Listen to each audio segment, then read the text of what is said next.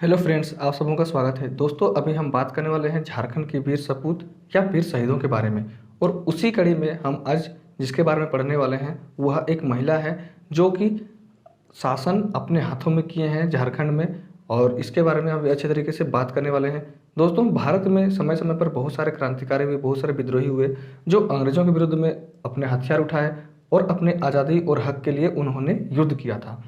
और इसमें बहुत सारे सफल भी हुए थे और अंग्रेजों को दांतों के चने चबवा दिए थे। तो इसी कारण से ये जो जितने भी क्रांतिकारी हैं, जितने भी विद्रोही हैं, उनके बारे में जानना बहुत ही आवश्यक है। तो अभी झारखंड के जो है रानी सर्वेश्वरी, यह भी एक महिला विद्रोही थी, तो इसके बारे में पूरी अच्छे तरीके से बात करते हैं।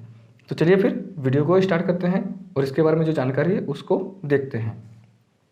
तो यहाँ जो पहला पॉइंट है वह है कि तत्कालीन संथाल परगना के सुल्तानाबाद यानी कि महेशपुर राज माल पहाड़िया आदिवासियों का निवास स्थान था। यहाँ पर महेशपुर राज की स्थापना आबू सिंह और बांको सिंह नाम के दो भाइयों ने की थी। तो दोस्तों, उस समय के संथाल परगना के जो इलाका था सुल्तानाबाद यानी कि महेशपुर राज, वह माल पहाड़िया आदिवासियों का इलाका था। वहाँ पे वे लोग निश्चिंत ही और आसानी से आराम से रहते थे। दोस्तों, शुरू से ही झारखंड में आदिवासी लोग घने जंगलों में रहते थे और वे लोग शांति रूप से रहते थे। तो यहाँ पे जो है सुल्तानाबाद, वहाँ पर माल पहाड़ी आदिवासी लोग रहते थे और यहीं पर महेशपुर राज की जो स्थापना किया गया था वह आबू सिंह और बांको सिंह नाम के दो भाइयों ने की थी। तो ये जो दोनों नाम है आबू सिंह और बांको सिंह, ये दोनों भाइयों ने महेशपुर राज की स्थापना किए थे। अगला पॉइंट है कि छोटे भाई आबू सिंह ने पहाड़िया स्त्री से विवाह कर लिया था और बड़े भाई बांको सिंह के वंशज गर्जन सिंह पलासी युद्ध के समय महेशपुर राज का शासन चला रहे थे और इनका विवाह सर्वेश्वरी से हुआ था। तो दोस्तों, उस समय जो छोटे भाई थे आबू सिंह, वह वहाँ के पहाड़िया स्त्री से विवाह कर लिया था और जो बड़े भाई थे बांको सिंह, उसका जो वंशज है उनका नाम है गर्जन सिंह, तो वह वहाँ के शासन चला रहे थे। कब चला रहे थे? तो वो प्लासी का युद्ध में। और ये जो प्लासी का युद्ध है 1757 में हुआ था। तो यहाँ पर इस चीज़ को भी जानना है कि प्लासी का 1757 में हुआ था। तो उस समय बांको सिंह के वंशज गर्जन सिंह वहाँ का शासन चला रहे थे और इन्हीं गर्जन सिंह का विवाह किससे हुआ था? तो उनका विवाह हुआ था सर्वेश्वरी से हुआ था। अगला पॉइंट देखते हैं, तो वह है कि 1758 में निसंतान गर्जन सिंह का देहांत हो गया। इसके बाद से रानी सर्वेश्वरी ने महेशपुर राज का शासन अपने हाथों में लिया।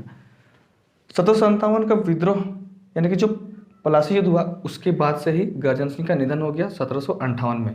और उनकी जो रानी थी रानी सर्वेश्वरी, वह उनके बाद में ही शासन अपने हाथों में ले लिए। तो महेशपुर राज का जो शासन था वह रानी सर्वेश्वरी ने अपने हाथों में ले लिया, क्योंकि इनका कोई पुत्र नहीं था, ये लोग निसंतान थे। तो इसी कारण से रानी सर्वेश्वरी अपने हाथों में ले लिए जब गर्जन सिंह का निधन हो गया 1758 में।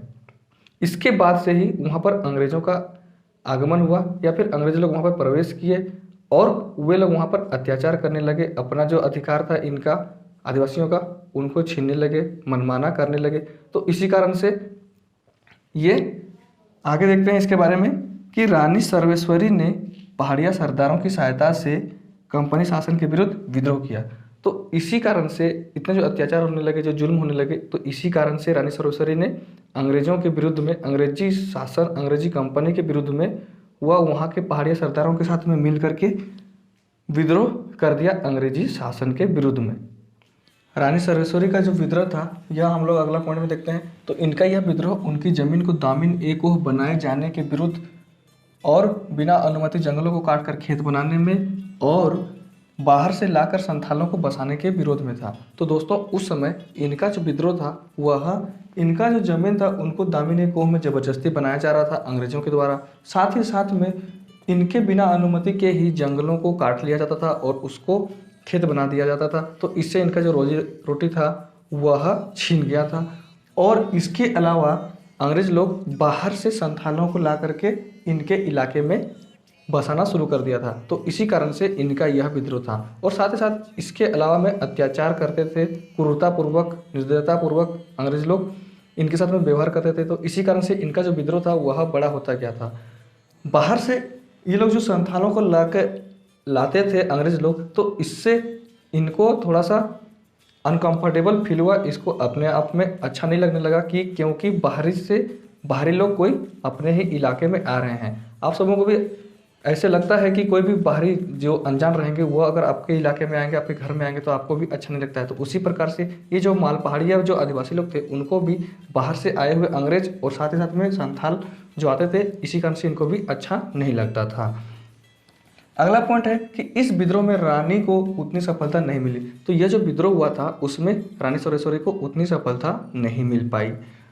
अगला पॉइंट है कि 1783 में 1783 में रानी पर मुकदमा चला और तत्कालीन भागलपुर के जिलाधीश क्लीवलैंड के सुझाव पर 6 मई 1783 को उनकी जमींदारी छीन ली गई और उसे सरकारी संपत्ति घोषित कर दिया गया। तो दोस्तों इसके बाद में जो 1783 में है, यह जो डेट है इसको भी याद रखना है। तो उस समय रानी सोरेश्वरी पर मुकदमा चला और उस समय जो तत्कालीन भागलपुर के जिलाधीश थे जिसका नाम है क्लीवलैंड, तो उन्होंने इनकी जो संपत्ति थी उसका जो जमींदारी थी उसको छीन लिया गया है और इसका जो जमीन था उसको सरकारी संपत्ति घोषित कर दिया गया। तो वह जो डेट है कब है, तो वह डेट है 6 मई 1783 को। तो यहाँ पर इस चीज़ को भी ध्यान रखना अच्छे से, हो सकता है यहाँ से भी क्वेश्चन पूछ लिया जाए।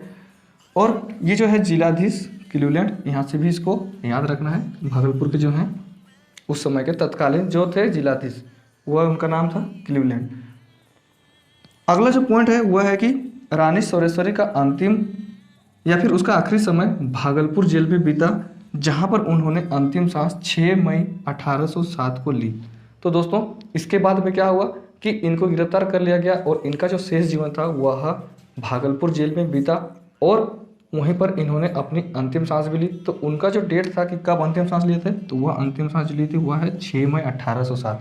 तो यहाँ पर ये जो डेट है उसको भी जानना है कि रानी सोरेश्वरी की जो मृत्यु हुई वह 6 मई 1807 को हुई और वो कहाँ पर हुई, तो वह भागलपुर जेल में हुआ। तो इस प्रकार से ये जो थी रानी सोरेश्वरी अपने अधिकारों के लिए, अपनी आज़ादी के लिए अपना प्राण न्यौछावर करती। इसी प्रकार से भारत में और साथ ही साथ में झारखंड में बहुत सारे महापुरुष हुए, बहुत सारे विद्रोही हुए, क्रांतिकारी हुए और इन्हीं के बदौलत ही अभी हम स्वतंत्रता पूर्वक विचरण कर रहे हैं, भारत आज़ाद हुआ है। तो इसी कारण से इनको भी बार बार नमन करना चाहिए हम लोग को, इनका आदर और सम्मान जरूर से जरूर ही करना चाहिए।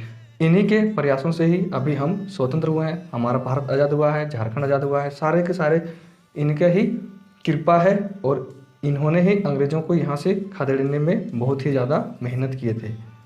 तो यह थी जानकारी रानी सोरेश्वरी के बारे में। यहाँ से जितने भी क्वेश्चंस पूछे जा सकने वाले हैं वो सब सारी चीज़ें मैं आप लोगों को बता दिया हूँ। तो आप लोग भी एक एक पॉइंट को याद रखिएगा ताकि आप लोगों को भी आसानी हो और यहाँ से बना लिया जाए अगर यहाँ से क्वेश्चन पूछा जाता है तो। थैंक यू दोस्तों।